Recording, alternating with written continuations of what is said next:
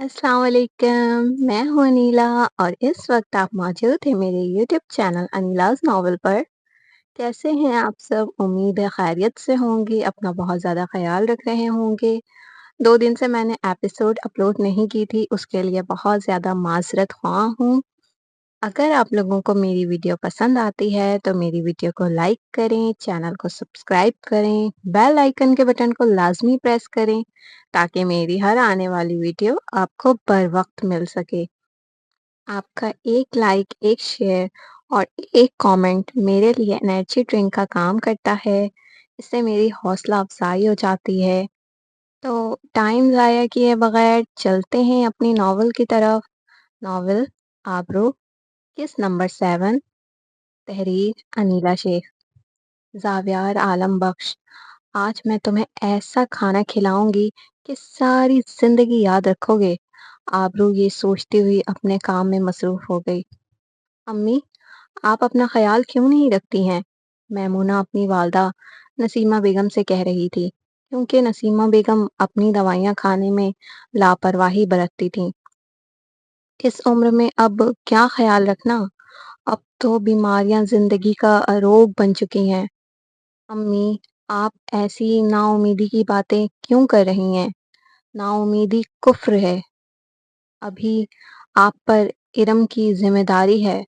मैमूना ने महसूस किया उसकी माँ किसी कदीमी महरूमी के ज़ेर असर आ चुकी है, इसलिए उनके लहजे में उदासी और एक किस्म की नाउम्मीदी है। इरम जब 2 साल की थी, जब ही नसीमा बेगम के शौहर की तूफानी बारिश में करंट लगने की वजह से फौतगी हो गई थी। जब से ही नसीमा बेगम ने दोनों बेटियों की परवरिश अकेले ही की थी। आप क्या सोचने लगीं? कुछ नहीं, तुम्हारी बातों पर गौर कर रही हूँ। आप फिक्र ना करें, सब ठीक हो जाएगा इंशाअल्लाह। अल्लाह पाक ने इरम के लिए भी कुछ अच्छा ही सोचा होगा। आप अपना ख्याल रखा करें। गहरे तासुर के साथ वो दवाइयाँ खाने लगी। वो मैमूना को और परेशान करना नहीं चाहती थी। रुखसाना बीबी, जल्दी से खाना लगा दें, बहुत जोरों की भूख लगी है। मैं फ्रेश होकर आता हूँ। जाविया घर में दाखिल होते ही बुलंद आवाज से बोला। आबरू कमरे में तैयार हो रही थी। वो कमरे में आया तो आबरू का हुस्न जमाल देखकर कुछ लम्हे के लिए उसके होश और आवाज बेकाबू हुए थे। उसकी धड़कनें उथल-पुथल हुई थीं। आबरू ने मेहरून कलर का लॉन्ग फ्रॉक ज़ेब-ए-तन किया था, जिसमें उसका उजला गोरा रंग और निखर रहा था। ज़ावियार को लॉन्ग फ्रॉक शायद पसंद था, इसलिए उसने आबरू के लिए ज़्यादातर ड्रेसेस लॉन्ग फ्रॉक ही ली थी। आबरू की नज़र ज़ावियार पर पड़ी तो बेड पर रखा दुपट्टा उसने झट से उठाकर पहन लिया। ज़ावियार ने बिना कुछ कहे वॉशरूम का रुख किया। आबरू लाउंज में बैठी खाने पर ज़ावियार का वेट करने लगी। कुछ ही देर में वो आकर अपनी कुर्सी खींचता बैठ गया। आज दुल्हन बेगम ने ख़ास तौर से आपके लिए अपने हाथों से खाना बनाया है। रुखसाना बीबी खाना टेबल पर लगाती हुई बोली। ये सुनकर ज़ावियार को अपने कानों पर भरोसा नहीं हुआ। वो आबरू को हैरान कुन नज़रों से देख रहा था। ऐसे क्या देख रहे हैं? हाँ, मैंने खाना बनाया है। आप मेरे शौहर हैं, क्या मैं आपके लिए खाना नहीं बना सकती? उसने असबाब में सर हिला दिया, जबकि टेबल पर सजे 4-5 अलग-अलग डिशेस जो सारे ही उसके पसंदीदा खाने थे, उसे देखकर उसे अब तक यकीन नहीं हो रहा था। खुशबू तो बहुत अच्छी आ रही है, ये कहकर वो खाना निकालने लगा। आबरू अपना खाना करेले की सब्जी और मछली खाने लगी, जो उसके लिए अलग से बनाई गई थी। आह! ओह! पानी, पानी! पहला नवाला मुंह में डालते ही ज़ावियार के मुंह से बेख्तियार निकला। पानी तो नहीं मिलेगा। आबरू पानी का गिलास अपनी जानिब खींच कर बोली। ये क्या बदतमीजी है? आपसे ही सीखी है। साहब जी, आप खाना क्यों नहीं खा रहे? دلہن بیگم نے آپ کے لیے بہت پیار سے بنایا ہے، رخسانہ بی بی کچن سے آ کر بولی۔ جی، دیکھیں نا رخسانہ بی بی، میں نے اتنے پیار سے کھانا بنایا ہے اور آپ کے صاحب جی کھانا کھا ہی نہیں رہے، آبرو اداکاری کرتی ہوئی بولی۔ صاحب جی، دلہن بیگم نے آپ کے لیے پہلی بار کھانا بنایا ہے، کھائیے نا۔ کھا رہا ہوں، زاویار یہ کہہ کر تیزی سے کھانا کھانے لگا۔ آنکھوں سے آنسو جاری تھے لیکن وہ رک نہیں رہا تھا۔ رخسانہ بی بی اپنے کام میں مصروف ہو چکی تھی، جبکہ آبرو یہ سب دیکھ کر خوب انجوائے کر رہی تھی۔ یہ مذاق تمہیں بہت مہنگا پڑنے والا ہے، وہ سرگوشی کے انداز میں بولا۔ جب سے میں نے تمہیں میمونہ کی شادی میں تھپڑ مارا ہے، مجھے ہر چیز مہنگی ہی پڑی ہے، اب تو عادت ہو گئی ہے، آبرو نے اسی کے انداز میں کہا۔ جلدی چلو، بہت دیر ہو چکی ہے۔ وہ کھانا کھانے کے فوراً بعد جانے کے لیے کھڑا ہوا۔ آبرو جھٹ سے کھڑی ہو گئی۔ دونوں گھر سے نکل چکے تھے۔ پتہ نہیں اب یہ خڑوس کیا کرنے والا ہے، وہ گاڑی کے شیشے سے باہر دیکھتی ہوئی سرگوشی کے انداز میں بولی۔ پورے راستے دونوں نے ایک دوسرے سے کوئی بات نہ کی۔ کچھ ہی دیر میں زاویار نے گاڑی روکی۔ یہ ایک سوسائٹی تھی، تم یہیں کھڑی رہو، میں گاڑی پارک کر کے آتا ہوں، یہ کہہ کر وہ آبرو کو وہیں چھوڑ کر پارکنگ ایریا میں چلا گیا۔ آبرو کھڑی معائنہ خیز نظروں سے سوسائٹی کا جائزہ لے رہی تھی۔ شاید یہ کسی دوست کا گھر ہے، وہ اسی گمان میں تھی کہ زاویار آ گیا۔ چلو، وہ آبرو کا ہاتھ تھام کر بولا۔ او ہیلو مسٹر، میرا ہاتھ چھوڑو۔ نہیں چھوڑوں گا، اب چلو۔ میں نے کہا میرا ہاتھ چھوڑو ورنہ کیا؟ میرے ورنہ سے تم اچھی طرح واقف ہو۔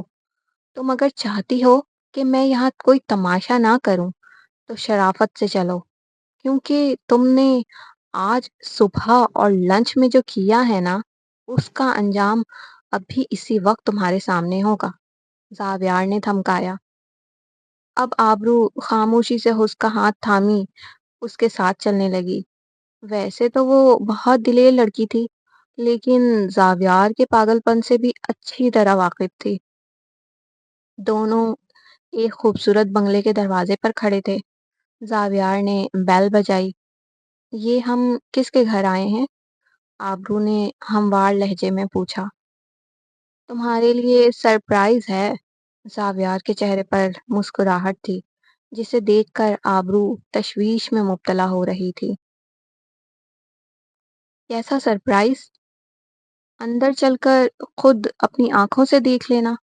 ابھی زاویار نے اتنا کہا تھا کہ ایک ملازم نے آ کر دروازہ کھولا۔ چلو، زاویار اس کا ہاتھ تھام کر اسے اندر لے جانے لگا۔ آبرو پر عجیب خوف طاری تھا، وہ قدم زمین پر جمائے کھڑی تھی۔ نہ جانے کیوں وہ گھر کے اندر جانے سے گھبرا رہی تھی۔ اس کی آنکھوں کے سامنے اس رات کا منظر گھوم رہا تھا جب زاویار نے اسے کڈنیپ کروایا تھا۔ زاویار نے اس کے ہاتھوں پر اپنی پکڑ سخت کی۔ آبرو نے گھبراتے ہوئے اپنے قدم اندر کی جانب بڑھائے۔ آبرو میری بچی، رضیہ بیگم نے پیار سے پکارا۔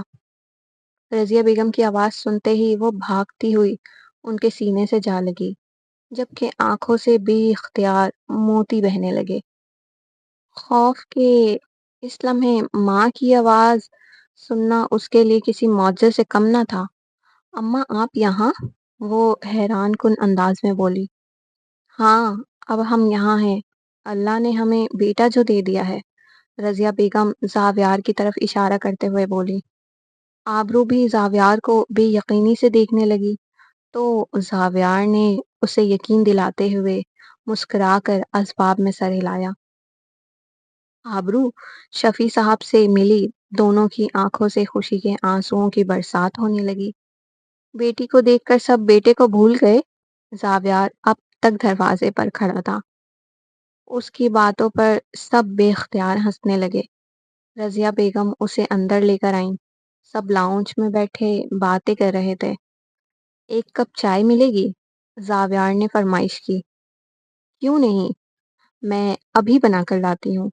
ये कहकर रज़िया बेगम खड़ी हुईं। अम्मा, चाय मैं बना देती हूँ।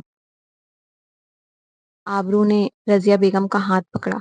नहीं, नहीं, चाय मुझे अपनी माँ के हाथ की पीनी है। कुछ लोगों का तो बस नहीं चलता कि मुझे ज़हर ही पिला दें। ज़ावियार ने तंज़िया कहा। क्या मतलब? रज़िया बेगम ने लाइल्मी से पूछा। अरे कुछ नहीं अम्मा, आप बैठे ना।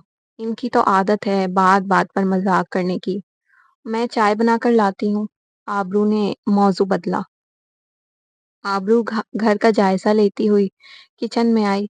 घर काफी बड़ा और खूबसूरत था। घर की सफाई करती हुई दो मुलाजिमा नजर आ रही थीं। जिसने दरवाजा खोला था वो बाहर के काम जैसे सब्जियां और दवाइयां वगैरह लाने के लिए रखा गया था।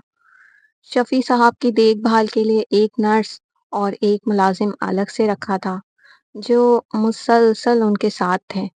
ये सब देखकर आबरू बेहद खुश हुई थी। आबरू ने चाय बनाकर सबको चाय दी। ये आपकी चाय। उसने ज़ावियार के हाथ में चाय का कप थमाया।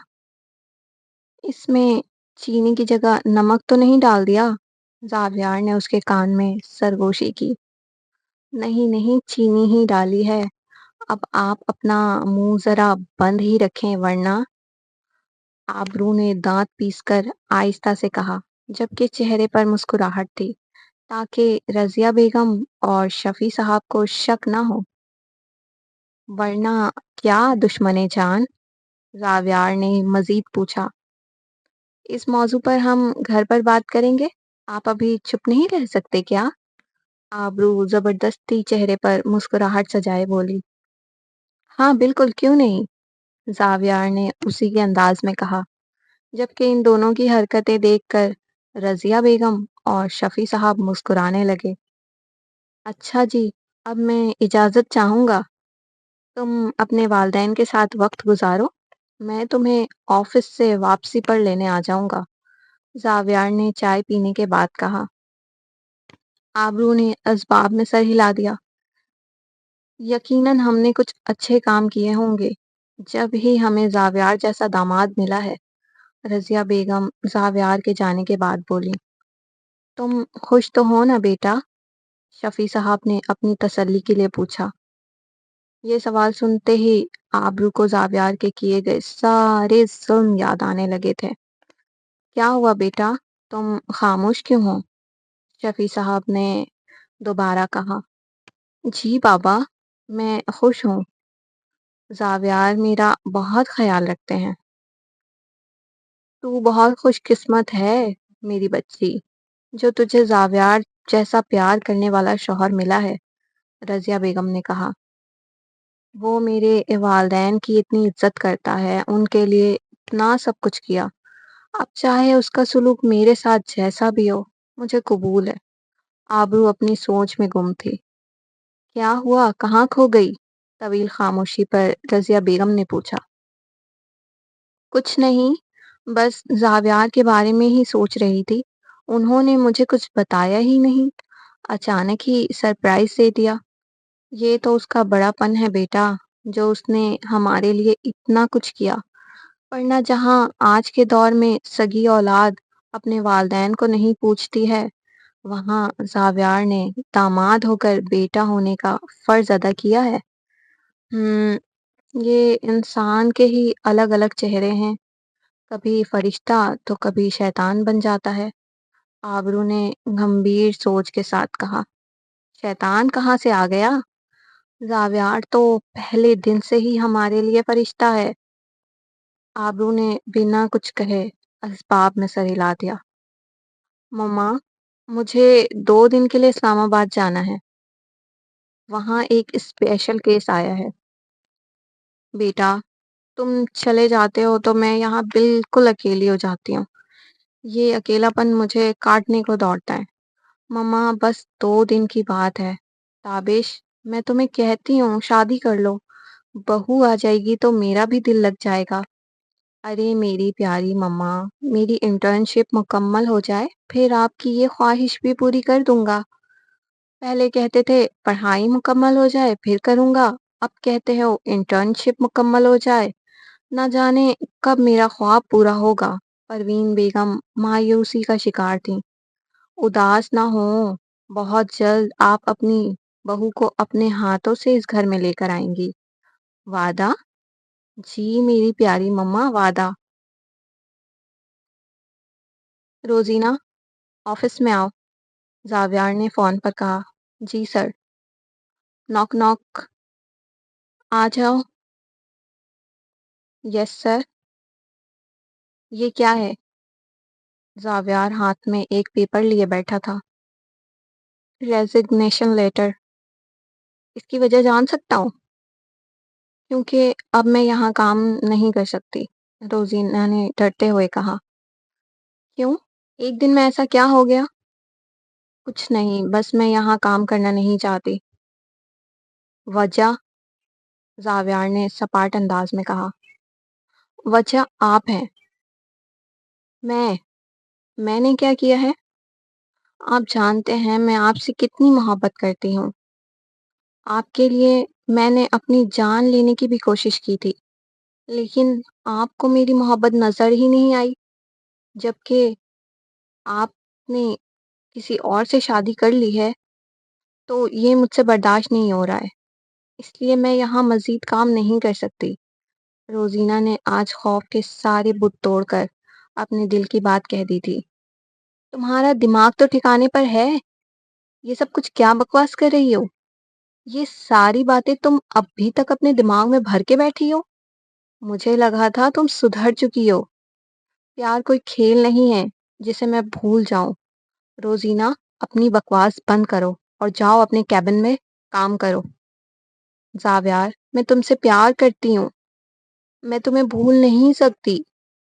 میرے نزدیک پیار کی کوئی اہمیت نہیں ہے، یہ سب بکواس ہے اور فراڈ ہے۔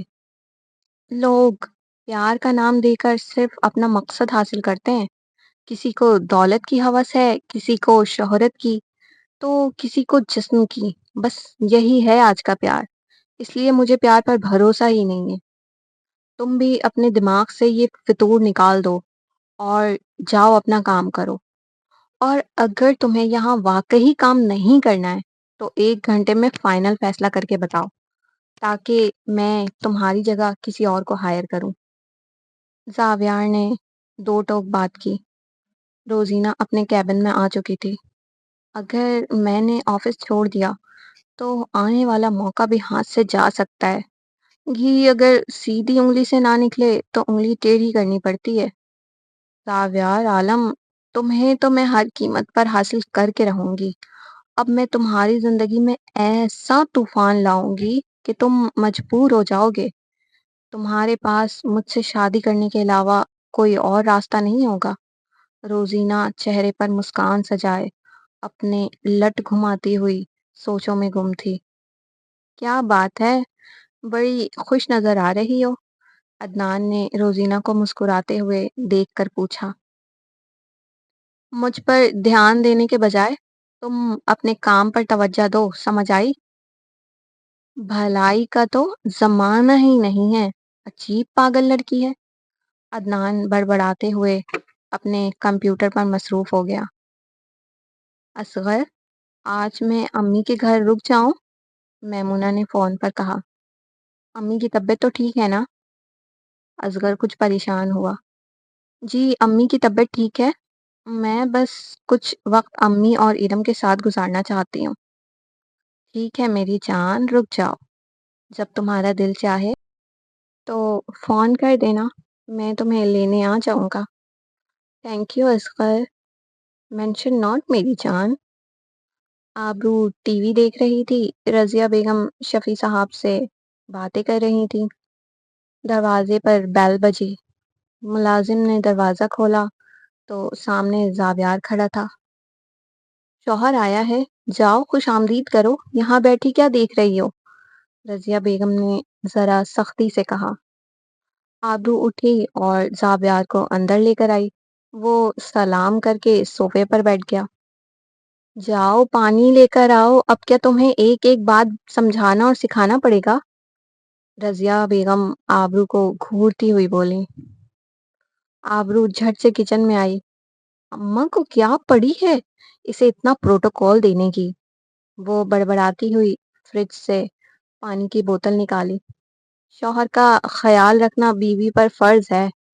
شوہر مزاجی خدا ہوتا ہے، تمہاری ذات پر سب سے زیادہ حق اس کا ہے۔ رضیہ بیگم کچن میں داخل ہوئی۔ شاید وہ آبرو کی باتیں سن چکی تھی۔ سب سے زیادہ حق؟ والدین سے بھی زیادہ حق؟ آبرو نے بے یقینی سے پوچھا۔ ہاں، والدین سے بھی زیادہ حق شوہر کا ہوتا ہے۔ اللہ نے کہا ہے، اگر اللہ کے بعد کسی کو سجدہ ہوتا تو وہ شوہر ہوتا۔ آبرو بے یقینی سے رضیہ بیگم کو دیکھ رہی تھی۔ اس کے لیے یہ ساری باتیں کافی حیران کن تھی۔ اب بت بنی کیوں کھڑی ہو؟ جاؤ اپنے شوہر کو پانی دو۔ جی جی، آبرو ہڑبڑاتی ہوئی بولی۔ اب تو آپ لوگوں کو مجھ سے کوئی شکایت نہیں ہے نا؟ میں نے آپ لوگوں کو آپ کی بیٹی سے ملا دیا ہے۔ زاویار رضیہ بیگم سے مخاطب ہوا۔ تم سے کیسی شکایت بیٹا؟ تم نے تو ہم پر اتنے احسان کر دیے ہیں کہ ہم تمہارے مقروض ہو گئے ہیں۔ آپ کیسی باتیں کر رہی ہیں؟ بھلا کبھی والدین بھی اولاد کے مقروض ہوئے ہیں؟ آپ بار بار اس طرح کی باتیں کر کے مجھے یہ احساس دلاتی ہیں کہ میں آپ کا بیٹا نہیں ہوں۔ مجھے کبھی ماں کا پیار نہیں ملا۔ ماں کیا ہوتی ہے میں نہیں جانتا۔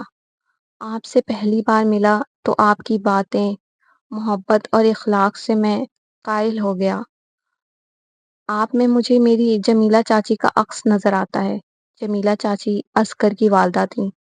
2 سال پہلے وہ ہمیں چھوڑ کر اس دنیا فانی سے رخصت ہو گئی تھی۔ وہ بہت محبت کرنے والی خاتون تھی۔ مجھے ان سے بہت محبت تھی۔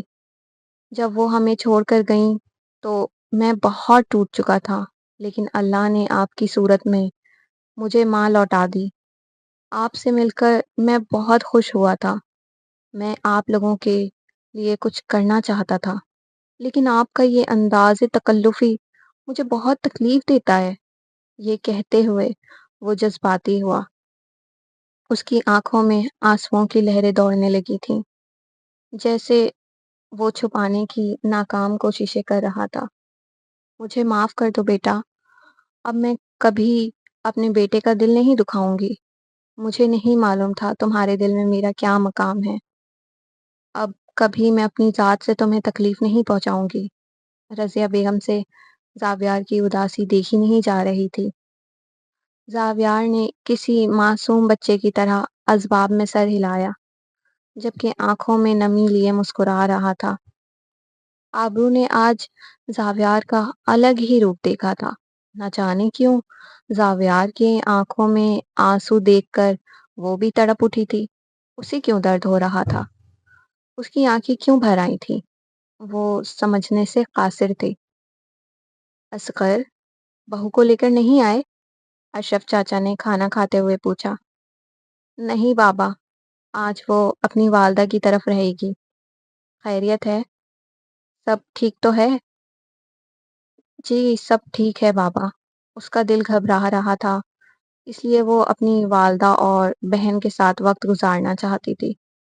اچھا اچھا، چلو ٹھیک ہے۔ ویسے بھی وہ بیچاری یہاں اکیلی رہتی ہے، اس لیے گھبرا گئی ہوگی۔ جی بابا۔ آپ لوگ آ جائیں، میں نے کھانا لگا دیا ہے، آبرو نے آواز لگائی۔ سب ڈائننگ ٹیبل پر آ چکے تھے۔ ملازم شفیع صاحب کو ویل چیئر پر بٹھا کر ڈائننگ ٹیبل تک لے آیا تھا۔ سب مل کر ڈنر کر رہے تھے۔ کھانا تو بہت لذیذ ہے، یقیناً آپ نے بنایا ہوگا، رابعہ رضیہ بیگم سے مخاطب ہوا۔ نہیں نہیں، کھانا آبرو نے بنایا ہے، رضیہ بیگم نے مسکراتے ہوئے کہا۔ اسے کھانا بنانا بھی آتا ہے؟ مجھے تو لگا تھا یہ بس دوسروں کو پاگل بناتی ہے، زاویار نے چھیڑخانی کی۔ آبرو سے اپنی بڑی بڑی نیلی آنکھوں سے گھورنے لگی تو زاویار خاموشی سے نیچے دیکھ کر کھانا کھانے لگا۔ ان دونوں کی حرکتیں دیکھ کر رضیہ بیگم اور شفیع صاحب نے بامشکل اپنی ہنسی روکی۔ چائے ملے گی؟